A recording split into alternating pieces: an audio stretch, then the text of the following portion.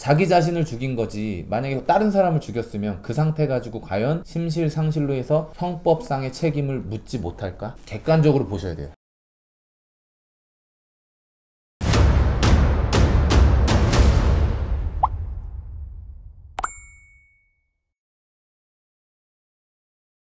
우울증 약을 먹는다고 해서 심실상실로 인정받는 게 아니라 사망 사고의 형태, 유서의 존재 여부, 채무관계, 정신과 치료 이런 것들을 종합적으로 판단해서 하는 거고, 흔히 말해 무슨 번개탄 피우는 거. 예.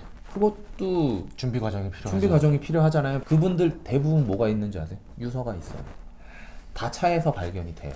방에서 발견이 되고. 오늘 말씀드리고자 하는 목맴 사고는 목맴 사고도 돈을 받을 수 있습니다가 아니에요. 목맴 사고도 어찌됐든 간에 심실상실을 평가받을 수가 있다. 그 사고의 행태가 보험회사가 어떨 경우에는 현장 조사도 안 나와요. 목맴 사고면 어떤 서류 줘도 면책. 근데 지금은 아니라 싸워볼 수 있는 단계까지는 왔다.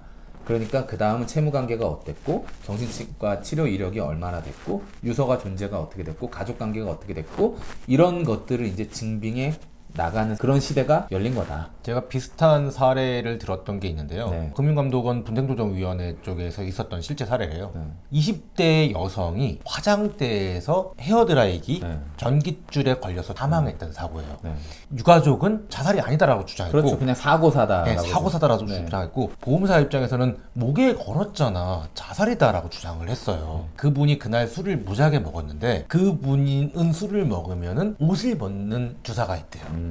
옷을 팬티만 입었대요. 술을 많이 먹었다, 심심상실이었다라고 결론이 났다고 하더라고요. 그런 것도 이제 있는데, 자살이 확정되지 않은 케이스. 아파트에서 떨어져서 죽었다고 치자고요. 실족사냐 자살이냐. 네. 유가족은 자살인데 심신상실이다라고 주장해서 이기는 게 편할까요? 아니면 자살이 아니다라고 주장하는 게?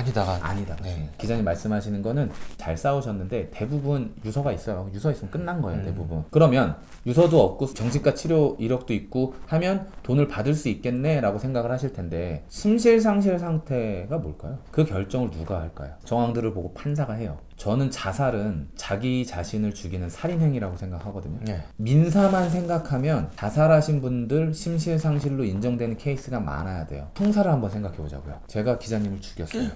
근데 제가 심실상실을 주장해요. 법원에서 받아들여질까요? 잘 안 받아주죠. 안 받아들여요. 네. 그거예요. 유가족분들이 생각하셔야 될 게, 야, 이렇게 비유하니까 민사에서 심실상실과 형사의 심실상실은 똑같아요. 예. 그 판사들 기준은 이 사람이 누군가를 자기 자신이 아니라 다른 사람을 죽였으면 정신과 약 그 정도 먹었고 술 그 정도 먹었으면 심실상실이에요? 그걸 가지고 보면 아니잖아요. 그러니까 소비자분들이 무수하게 많이 패소하는 거예요. 제가 이거 말씀 왜 드리냐면, 만약에 그렇게 해서 지금 현재 싸우고 계신 분이라면 합의도 나쁜 방법은 아니다. 그러니까 저희 같은 경우는 치우쳐서 일을 하면 안 돼요. 소비자가 이긴 사례는 당연히 봐야 되지만 소비자가 진 사례도 알고 있어야 돼요. 그래야 이 일을 잘 대응할 수가 있어요. OECD 국가 중에 제일 많아요. 그럼 자살한 사고 중에 소송 간 사례들이 얼마나 많겠어요. 법원 도서관을 가면 판례 신청해서 그런 자료도 보고 하는데, 그 조회 기간은 이틀로 잡잖아요. 거기에만 나오는 보험금 판례 대부분이 자살 판례. 그 정도로 많아요. 심실상실이야 라고 주장하는 건 물론 그거밖에 답이 없지만 다 인정을 판사가 하지는 않는다. 돈을 못 받았을 때 무조건 소송 가는 것도 정답은 아니다. 그 피보험자가 자기 자신을 죽인 거지 만약에 다른 사람을 죽였으면 그 상태 가지고 과연 심실상실로 해서 형법상의 책임을 묻지 못할까? 객관적으로 보셔야 돼요. 그래야 무언가가 조금 다퉈볼 만하다. 물론 판사분들도 형사랑 민사는 좀 다르게 보시긴 하겠지만 기준은 그렇게 생각하고 들어가면 조금 더 객관적으로 자신의 사건을 볼 수가 있다. 돈을 받는 게 이기는 거죠. 그래서 의뢰인분들이 가끔 전화를 하시면 정신과 치료 받았어요, 그냥 이런 얘기만 하시거든요. 정신과 치료 받은 거랑 심실상실이랑 별개의 문제예요. 사망보험금은 서두에도 말씀드렸지만 고액의 청구권이기 때문에 청구하고 대응하면 늦어요. 보험회사가 보게 될 서류를 먼저 봐야 되는 것이 첫 번째예요. 보험회사에서 뭘 가지고 꼬투리 잡겠다를 캐치해 내셔야 되고, 반론을 준비하시는 게 분쟁에서 이기는 거지, 그냥 보험회사에 드립다 청구해놓고 싸우고 언성 높이시는 거는 결코 좋은 행동은 아니니까, 보험회사가 보는 서류가 구급활동일지 같은 것들 보죠. 119 그리고 경찰 서류 보게 되고, 병원에서 뭐 생존하다 사망하셨으면 치료 기록도 보게 되고, 보험, 증권, 약관을 보잖아요. 이거 정도는 유가족분들이 미리 봐야 돼요. 내 상품이 얼마고 얼마가 분쟁 금액이고 어떤 거는 그냥 받을 수도 있는 것도 있을 거 아니에요. 생명보험의 주계약에서 2년 지나고 네. 사망한 경우는 그 돈은 그냥 받을 수 있을 거 아니에요. 그런 회사는 분쟁 금액이 그리 크지 않을 수도 있어요. 그러면 생각해보세요. 분쟁 금액이 1,000, 2,000이에요. 청구한 금액은 1억 2천인데 1억은 그냥 주는 돈이야. 네. 근데 2천만 원을 추가로 받자 그래. A 회사는 1억 2천인데 2천만 원이 분쟁이고 B 회사는 손해보험이라 돈을 못 받아. 사망보험금이 5천이야. 잘못 판단하신 게 어떻게 되냐면 B가 더 수월할 거라 생각하는 거예요. 5천만 원을 주는 거니까.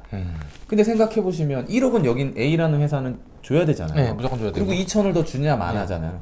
그러면 A를 먼저 청구해서 A를 이겨야죠. 더 유하게 심사를 할 수 있으니까. 그러면 그 다음은 B로 넘어가서 싸우게 되는 거고.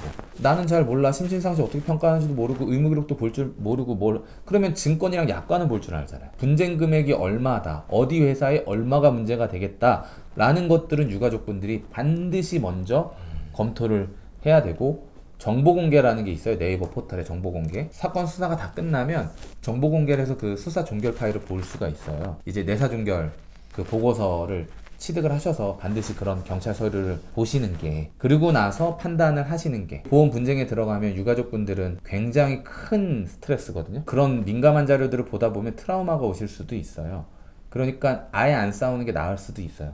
이거는 먼저 그걸 객관적으로 판단하셔서 사망보험금 이런 그 자살 사망은 저희가 소비자분들한테 이렇게 하라고 해서 말로 될 수 있는 게 아닙니다. 100% 전문가를 선임하셔야 되는 건이고 선택사항이 아니에요. 필수예요. 필수. 손해사정사나 변호사를 고용하셔서 대응을 하셔야 되는 거죠. 유가족이 보기에는 너무 트라우마가 많이 남아요. 많이 남아요. 네. 많이 남아요. 극단적인 선택하지 않으셨으면 좋겠습니다. 그래도 주변 분 혹은 우리 유가족이 그런 일들이 있었다면 다툼을 하기 전에 먼저 내가 서류를 전부 다 꼼꼼히 확인 좀 하고 전문가 선임해서 진행을 하셨으면 좋겠습니다. 이상으로 마치겠습니다. 감사합니다.